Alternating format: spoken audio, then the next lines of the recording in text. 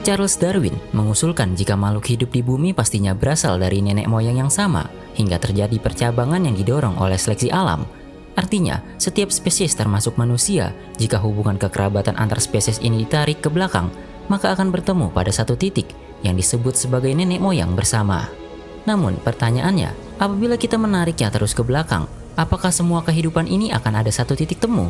Sains menyebutnya luka.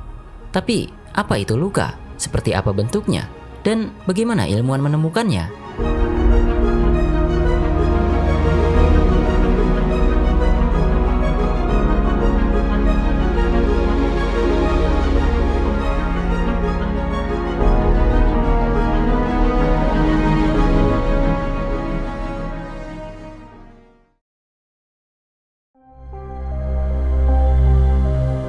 Evolusi tidak berlangsung sebagai garis lurus dari bentuk sederhana menuju bentuk yang lebih kompleks. Ia bekerja melalui percabangan. Ketika populasi organisme mengalami perubahan dan terpisah ke dalam garis keturunan yang berbeda, masing-masing membawa warisan karakteristik yang dimodifikasi dari nenek moyangnya. Dari proses inilah muncul pola hubungan antar spesies yang saling terkait.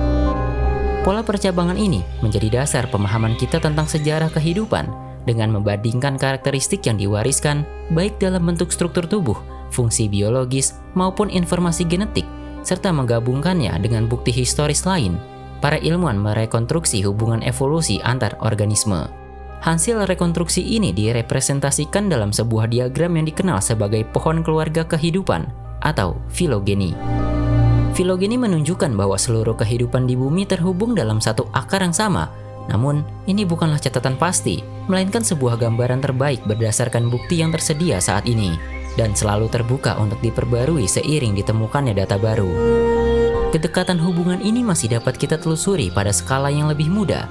Manusia, misalnya, berbagi nenek moyang yang sama dengan simpanse dan bonobo sekitar 6 hingga 8 juta tahun yang lalu.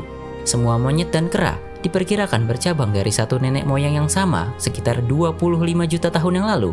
Jika penelusuran ini terus dilanjutkan lebih jauh ke bawah, kita akan menemukan nenek moyang bersama semua mamalia, kemudian seluruh vertebrata, dan seterusnya. Dalam kerangka inilah keberadaan luka menjadi masuk akal. Luka bukanlah sekedar gagasan tambahan, melainkan konsekuensi logis dari teori evolusi Darwin. Jika semua organisme hidup dari mikroba hingga paus berasal dari organisme sebelumnya melalui pewarisan dan percabangan, maka pada satu titik di masa lalu, seluruh garis keturunan itu harus bertemu pada satu nenek moyang bersama dalam pohon kehidupan yang sangat luas. Tapi, apa sebenarnya luka itu? Luka adalah singkatan dalam bahasa Inggris Last Universal Common Ancestor, merujuk pada suatu populasi sel yang diperkirakan menjadi nenek moyang genetik dari seluruh kehidupan yang ada saat ini. Luka bukanlah bentuk makhluk pertama di bumi, tapi titik temu terakhir sebelum kehidupan bercabang. Dari titik inilah, 3 domain besar kehidupan, bakteri, arkea, dan eukarya, bercabang dan menempuh jalur evolusinya masing-masing. Apakah termasuk kita? Tentu saja, karena kita bersama hewan lainnya, jamur, dan tumbuhan, berasal dari domain eukarya. Dengan memahami luka, kita tidak sedang mencari makhluk pertama, melainkan coba mengenali titik temu terakhir. Tapi bagaimana cara ilmuwan merunutkan silsilah evolusi sampai bertemu pada satu titik? Dan bagaimana bentuk luka itu?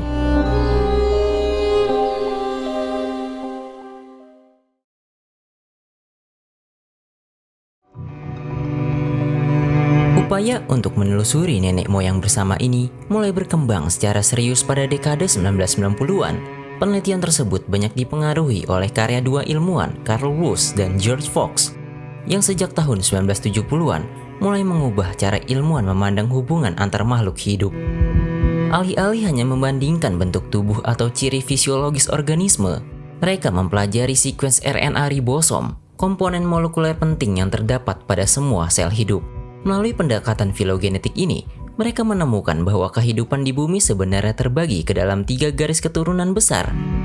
Garis keturunan pertama adalah bakteri, organisme prokaryotik yang paling umum dan tersebar luas.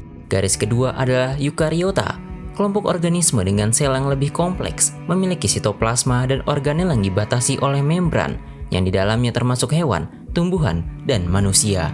Sementara garis ketiga adalah arkea, mikroorganisme yang pada awalnya disangka sebagai bakteri biasa, tetapi ternyata memiliki sistem metabolisme yang unik dan sangat berbeda dari dua kelompok lainnya. Ketika ketiga garis keturunan ini ditelusuri kembali melalui analisis molekuler, semuanya mengarah pada satu titik yang jauh di masa lalu, sebuah nenek moyang bersama yang belum pernah ditemukan secara langsung. Disinilah para ilmuwan menempatkan konsep luka. Woods dan Fox menduga bahwa nenek moyang ini mungkin merupakan bentuk kehidupan yang masih sangat sederhana, bahkan mungkin berada pada tahap awal organisme seluler. Mereka menyebut kemungkinan entitas tersebut sebagai prokaryote primitif, suatu bentuk kehidupan yang berada di antara dunia genetik dan dunia seluler, menjadi penghubung evolusi antara genotip, yaitu informasi genetik, dan fenotip, yaitu sifat biologis yang tampak. Pendekatan ini menandai perubahan besar dalam biologi evolusi.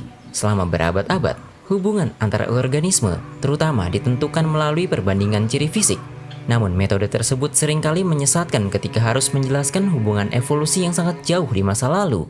Dengan hadirnya data molekuler, para ilmuwan kini dapat membaca sejarah kehidupan langsung dari materi genetik itu sendiri. Untuk memahami luka, para ilmuwan tidak memiliki fosil yang bisa digali dari lapisan batuan. Karena itu, pencarian terhadap nenek moyang bersama ini dilakukan melalui berbagai pendekatan ilmiah, terutama dengan menelusuri jejak yang masih tersimpan dalam kehidupan modern. Salah satu pendekatan yang paling penting adalah membandingkan sekuens gen antar spesies. Jika dua organisme memiliki bagian genetik yang sangat mirip, hal itu menjadi petunjuk kuat bahwa keduanya pernah berbagi nenek moyang yang sama. Contoh yang sering dikutip adalah manusia dan simpanse. Kedua spesies ini memiliki sekitar 98% kesamaan dalam sekuens gen. Sebuah kemiripan yang menunjukkan bahwa keduanya berasal dari satu garis keturunan yang sama di masa lalu. Pendekatan serupa juga digunakan dalam skala yang jauh lebih luas, mencakup organisme dari berbagai kelompok kehidupan. Pada tahun 2016, para peneliti membandingkan sekitar 6 juta gen pengkode protein yang berasal dari berbagai organisme prokaryotik. Dari analisis tersebut, sekitar 355 sekuens gen diduga merupakan warisan yang sangat kuno, jejak genetik yang kemungkinan besar berasal dari luka. Selain melalui gen, para ilmuwan juga menelusuri luka melalui proses biokimia yang dimiliki bersama oleh semua sel hidup. Penelitian menunjukkan bahwa organisme dari 3 domain kehidupan, bakteri, archaea, dan eukariota, memiliki sejumlah jalur metabolisme inti yang sangat mirip. Jalur-jalur ini digunakan untuk memproduksi berbagai komponen penting kehidupan, seperti asam amino, lipid, nukleotida, gula, dan berbagai kofaktor organik. Kesamaan ini menimbulkan satu kesimpulan penting. Sangat kecil kemungkinan bahwa 3 domain kehidupan tersebut secara terpisah dan kebetulan mengembangkan jalur metabolisme yang sama persis. Karena itu, para ilmuwan berpendapat bahwa sistem metabolisme dasar tersebut kemungkinan sudah ada sejak masa luka dan kemudian diwariskan kepada seluruh garis keturunan kehidupan setelahnya. Petunjuk lain datang dari struktur sel itu sendiri. Sel eukariotik contohnya, jenis sel yang dimiliki oleh hewan, tumbuhan, dan manusia, ternyata menyimpan kontribusi dari organisme prokaryotik, baik dari kelompok bakteri maupun archaea. Salah satu contoh paling jelas adalah mitokondria, organel penghasil energi di dalam sel, yang diyakini berasal dari bakteri purba yang kemudian hidup bersimbiosis di dalam sel nenek moyang eukariota. Tapi sebenarnya, seperti apa wujud dari luka dan kapan ia hidup?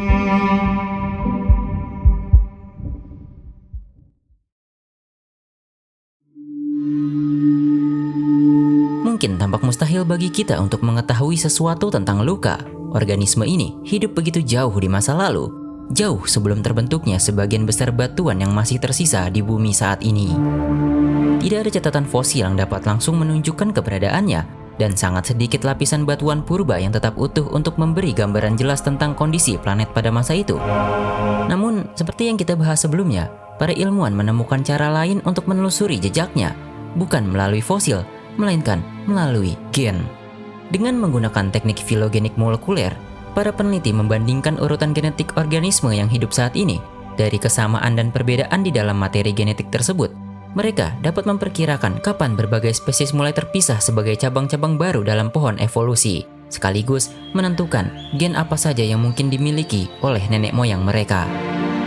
Jika laju perubahan genetik tersebut dapat diperkirakan, maka perbedaan yang muncul antar organisme dapat berfungsi sebagai semacam jam molekuler Jam inilah yang membantu ilmuwan memperkirakan kapan percabangan-percabangan besar dalam sejarah kehidupan terjadi. Meski demikian, merekonstruksi organisme yang hidup pada masa paling awal sejarah bumi hanya dari informasi genetik organisme modern merupakan pekerjaan yang sangat sulit. Rekonstruksi genom organisme leluhur purba seperti Luca pada dasarnya adalah perkiraan terbaik yang dapat dibuat dari data yang tersedia, dan tentu saja tidak pernah benar-benar lengkap. Inilah sebabnya, usia pasti dan sifat biologis Luca masih menjadi bahan perdebatan di kalangan ilmuwan. Namun, seiring semakin banyaknya informasi genetik yang berhasil dikumpulkan dari berbagai organisme modern, gambaran tentang Luca perlahan menjadi semakin jelas. Perkiraan tentang waktu kemunculannya juga terus berkembang. Pada tahun 1990-an, Luca diperkirakan hidup sekitar 3,8 hingga 3,2 miliar tahun yang lalu. Namun penelitian yang lebih baru memperluas rentang tersebut. Beberapa studi bahkan menunjukkan kemungkinan bahwa nenek moyang bersama ini telah ada antara 4,5 hingga 4,3 miliar tahun yang lalu, tidak lama setelah bumi menjadi cukup stabil untuk mendukung kehidupan. Sementara itu, penelitian filogenetik molekuler mutakhir yang dipublikasikan pada tahun 2024 memperkirakan bahwa Luca hidup sekitar 4,2 miliar tahun yang lalu. Penelitian terbaru ini juga mencari tahu seperti apa Luca hidup. Pada masa yang sangat awal ini, yang dikenal sebagai zaman Hadean, atmosfer bumi hampir tanpa oksigen dan didominasi karbon dioksida, sehingga langit kemungkinan tampak berbeda, bahkan agak jingga akibat kabut metana. Saat itu, bumi hampir seluruhnya tertutup lautan dengan beberapa pulau vulkanik. Rotasinya juga lebih cepat sehingga satu hari hanya sekitar 12 jam. Dan bulan berada lebih dekat yang menyebabkan pasang surut laut jauh lebih kuat. Dalam dunia yang keras namun dinamis inilah, Luca diperkirakan bertahan hidup. Analisis filogenetik menunjukkan bahwa organisme ini kemungkinan dapat memanfaatkan molekul sederhana di sekitarnya, terutama karbon dioksida dan hidrogen sebagai sumber energi dan bahan baku metabolisme. Lingkungan yang sering dikaitkan dengan kehidupan Luca adalah lubang hidrotermal di dasar laut. Di tempat-tempat ini, panas dari aktivitas vulkanik memanaskan air laut yang meresap ke dalam celah batuan, lalu memuntahkannya kembali melalui cerobong alami yang kaya mineral dan gas terlarut. Lingkungan semacam ini menyediakan energi kimia yang melimpah, serta perlindungan dari kondisi permukaan bumi yang saat itu masih sering mengalami hantaman meteorit. Jika benar hidup di lingkungan seperti itu, Luca kemungkinan merupakan kemoautotrof, organisme yang mampu menghasilkan senyawa organik dari molekul sederhana yang terbentuk melalui proses geologis. Namun, ada pula kemungkinan bahwa ia bersifat heterotrof, bergantung pada senyawa yang dihasilkan oleh organisme lain dalam ekosistem mikroba purba. Apapun cara hidupnya, penelitian terbaru ini menunjukkan bahwa Luca kemungkinan merupakan mikroorganisme prokaryotik anaerobik yang bersifat asetogen, yaitu organisme yang memperoleh energi tanpa menggunakan oksigen. Ia bahkan diduga telah memiliki bentuk awal dari sistem pertahanan seluler. Luca juga kemungkinan tidak hidup sendirian. Para peneliti berpendapat bahwa organisme ini merupakan bagian dari ekosistem mikroba yang sudah cukup berkembang. Metabolisme Luca dapat menciptakan ceruk bagi mikroorganisme lain, sementara proses fotokimia di atmosfer purba yang menghasilkan dan mendaur ulang hidrogen mungkin menyediakan sumber energi yang membantu menopang ekosistem awal yang relatif produktif. Penelitian terbaru ini menunjukkan Luca mungkin merupakan bentuk kehidupan yang tampaknya sudah memiliki sistem metabolisme yang cukup kompleks dan serangkaian enzim yang canggih. Dengan kata lain, Luca bukanlah draft pertama kehidupan, melainkan organisme yang telah melewati perjalanan evolusi yang panjang sebelumnya.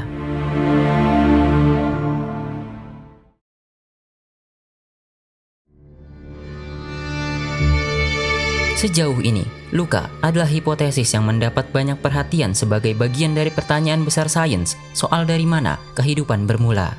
Hipotesis ini memang belum sempurna, inilah yang baru bisa kita jangkau.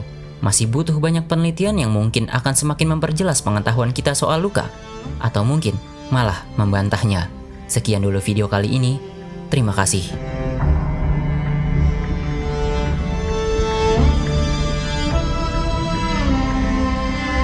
Seperti biasa di akhir video, mari kita bacakan pesan dari donatur di Saweria.